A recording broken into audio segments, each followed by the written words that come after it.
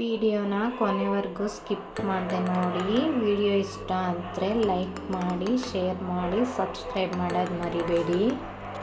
ತಾಯಿಯೇ ಮಗನ ಜೀವ, ಆ ಮಗನಿಗೆ ತಾಯಿ ದೈವ, ತಾಯಿ ಪ್ರೀತಿನ ಕರುಳಿನ ಬಂದ.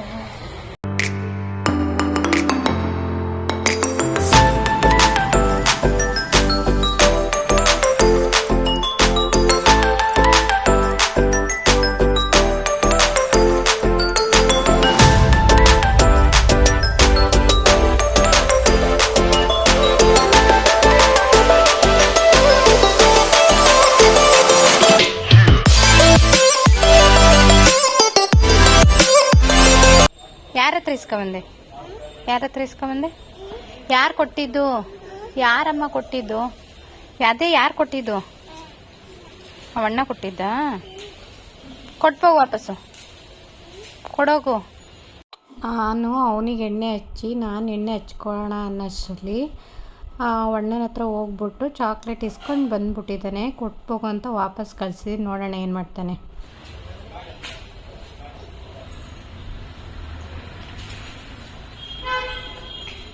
ಕೊಟ್ಟು ಬಂದ್ಯಾ?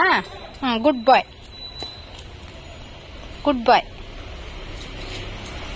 ನಿನಗೆ ನೀನೇ ಬೇಸ್ ಹೇಳ್ಕೊಳ್ಳೋದಾ? ಹೌದಾ?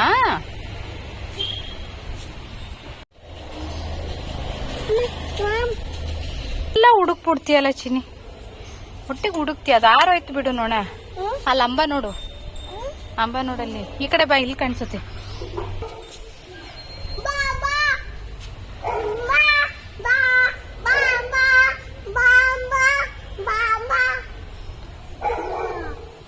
ಈ ಥರ ಟೆರೆಸ್ ಮೇಲೆ ಕರ್ಕೊಂಡೋದಾಗ ಮಕ್ಕಳನ್ನ ತುಂಬ ಹುಷಾರಾಗಿ ನೋಡ್ಕೋಬೇಕು.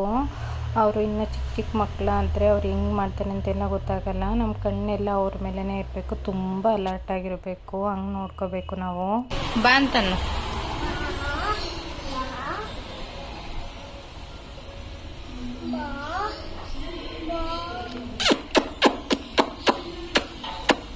ಈ ಥರ ಪ್ರಾಣಿಗಳೆಲ್ಲ ಮನೆ ಹತ್ರ ಓಡಾಡ್ತಾನೆ ಇರ್ತವೆ. ನಾನು ಅವನಿಗೆ ತೋರಿಸ್ತಾನೆ ಇರ್ತೀನಿ.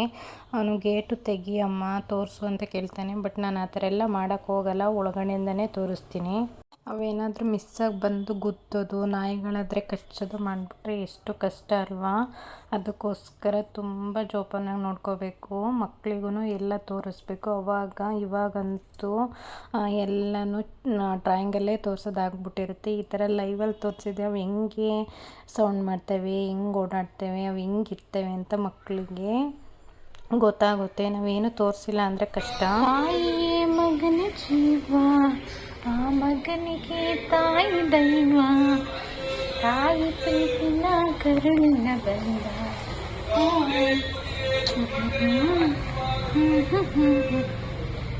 ಹಂಗೆ ಮಾಡಬೇಕಾ? ನೋವಾಗಲ್ಲ ನಮಗೆ? ನೋಡಿ ಹಿಂಗೆ ಮಾಡೋದು. ಪ್ರೀತಿ ಮಾಡಿ ಹಿಂಗೆ ಮಾಡೋದ ನೀವು? ಅಲ್ಲಲ್ಲಿ ಕಿತ್ತು ಗಬ್ಬು ಕಣಪ್ಪ ಇವನು. ಏನ್ ಸಮಸ್ಯೆ ನಿಂದು? ಏನ್ ಸಮಸ್ಯೆ ನಿಂದು? ಅಂಬ ನೋಡ್ಬೇಕಾ? ಒಳಕ್ ಹೋಗ್ಬೇಕಾ? ಎಲ್ಲಿಗೆ ಹೋಗ್ಬೇಕು? ಒಳಗೆ ಹೋಗ್ಬೇಕಾ? ತಳ್ಳು, ಹೋಗುತ್ತೆ ಡೋರು. ತಳ್ಳು.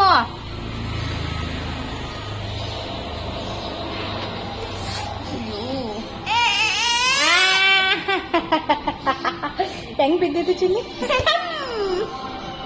ದಮ್ ಅಂತ ಕುಂಬಳಕಾಯಿ, ಪಟ್ ಅಂತ ಕುಂಬಳಕಾಯಿ. ನಮ್ಮ ಫ್ಯಾಮಿಲಿಯಲ್ಲಿ, ಫ್ರೆಂಡ್ಸಲ್ಲಿ ಎಲ್ಲರೂ ನಿಮ್ಮ ಮಗುಗೆ ಏನು ಫುಡ್ ಕೊಡ್ತೀರಾ ಅಂತ ನಾನು ಯಾವಾಗಲೂ ಕೇಳೋರು.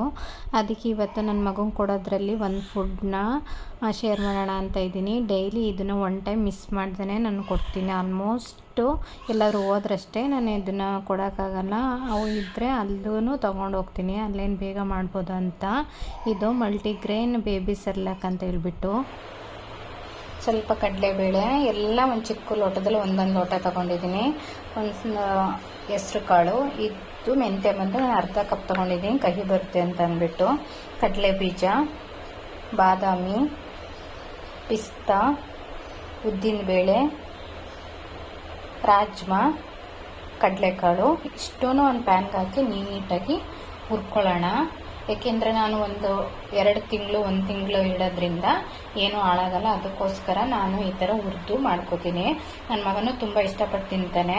ಅವನಿಗೆ ಈ ಥರ ಮಕ್ಕಳಿಗೆ, ಸಣ್ಣ ಮಕ್ಕಳಿಗೆ ಈ ಥರ ಮಾಡಿಕೊಟ್ರೆ ತುಂಬ ಇಷ್ಟಪಟ್ಟು ತಿಂತಾನೆ. ಕೆಲವೊಬ್ಬರು 9 ತಿಂಗಳಿಗೇನೆ ರಾಗಿ ಸರಿಗಳು ತಿನ್ನಲ್ಲ ಅಂತಾರೆ. ಬಟ್ ನನ್ನ ಮಗ ಅಂತೂ ಅವನಿಗೆ ಆಲ್ಮೋಸ್ಟ್ ಈಗ 2 ವರ್ಷಕ್ಕಿನ್ನ 1 ತಿಂಗಳೈತೆ, ಆದ್ರೂ ಇನ್ನೂ ತಿಂತಿದ್ದಾನೆ. ತುಂಬ ಇಷ್ಟಪಟ್ಟು ತಿಂತಾನೆ. ನನಗಂತೂ ನಾನು 1 ತಿಂಗಳು 1.5 ತಿಂಗಳಿಗೆ ಒಂದ್ಸಲ ಈ ಥರ ಮಾಡ್ಕೊತಾನೆ ಇರ್ತೀನಿ. ಒಂದೇ ಇದಕ್ಕಿರೋ ಒಟ್ಟಿಗೆ ಹಾಕೊಂಡು ಇಟ್ಕೊತೀನಿ ನಾನು. ಅದೇ ಒಟ್ಟಿಗೆ ಉರಿಬೋದು. ಅದಕ್ಕೋಸ್ಕರ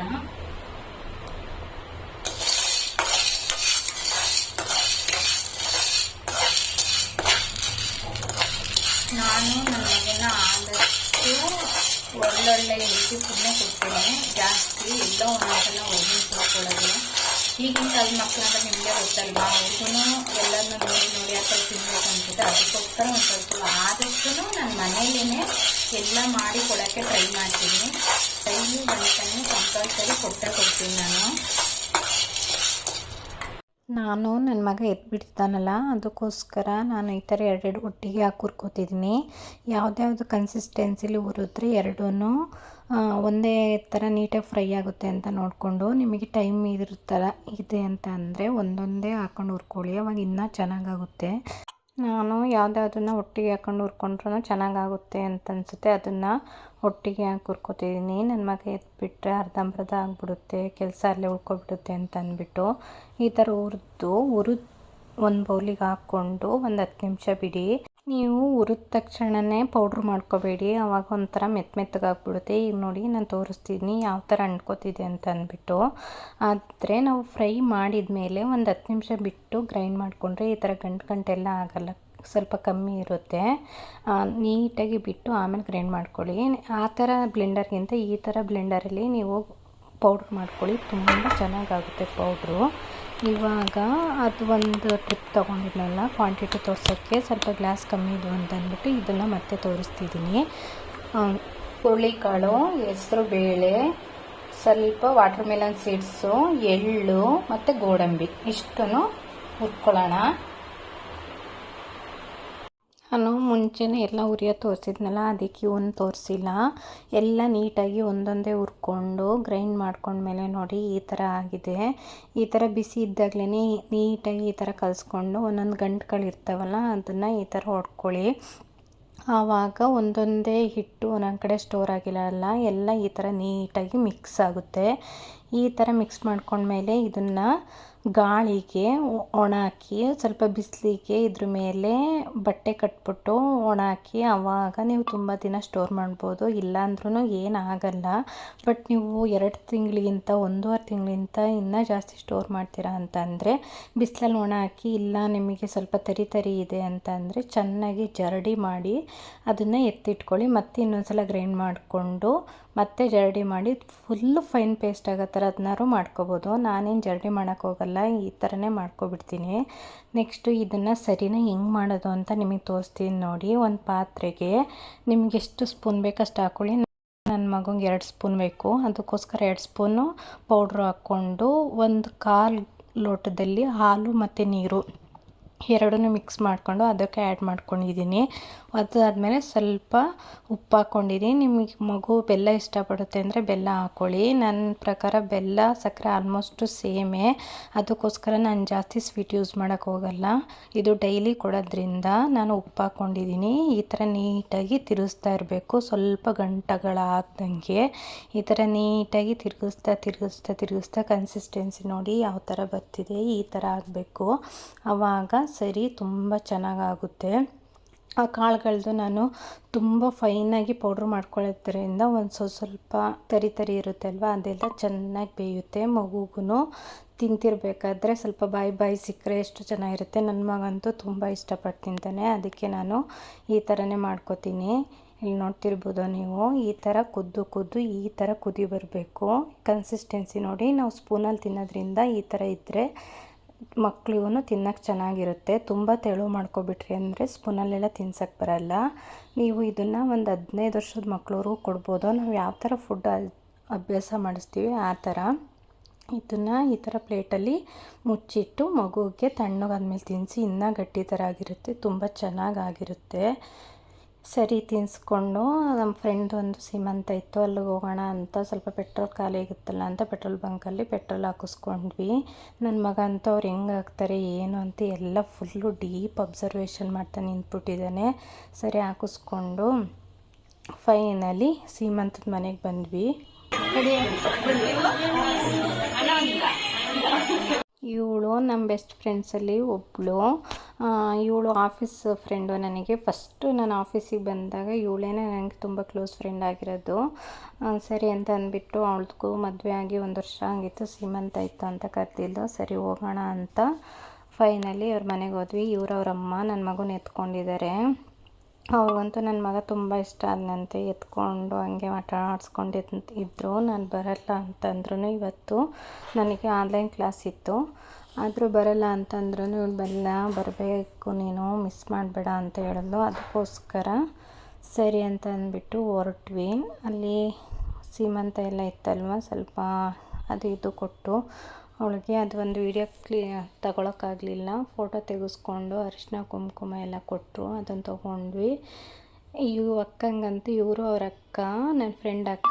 ಅಕ್ಕಂಗೆ ನಾನು ಫುಲ್ಲು ಚೇಂಜ್ ಆಗಿಬಿಟ್ಟಿದೆ ಅಂತೆ. ಫಸ್ಟ್ ಅಂತೂ ಫುಲ್ಲು ಸಣ್ಣಕ್ಕಿದ್ದೆ, ಇವಾಗ ದಪ್ಪ ಆಗಿಬಿಟ್ಟಿದೆಯಾ, ನಂಗೆ ಗೊತ್ತೇ ಆಗಲಿಲ್ಲ ನೀನು ಅಂತ ಹೇಳ್ತಾಯಿದ್ರು. ಹಂಗೆ ಮಾತಾಡಿಕೊಂಡು ಸ್ವಲ್ಪ ಹೊತ್ತು ಟೈಮ್ ಸ್ಪೆಂಡ್ ಮಾಡಿ ಸರಿ ಮತ್ತೆ ಆಫೀಸ್ಗೆ ಹೋಗೋದಿತ್ತು ನಮಗೆ, ಅದಕ್ಕೆ ಹೋಗೋಣ ಅಂತ ಅಂದ್ಕೊಂಡು ಎಲ್ಲ ಮುಗಿಸ್ಕೊಂಡು ಹೊರಟ್ಬಿಟ್ಟು ಬಂದ್ವಿ. ಇಷ್ಟೇ ಗಾಯ್ಸ್ ಇವತ್ತಿನ ವ್ಲಾಗು. ನಿಮ್ಮ ಈ ವ್ಲಾಗ್ ಇಷ್ಟ ಆದರೆ please subscribe and share my channel. Thank you.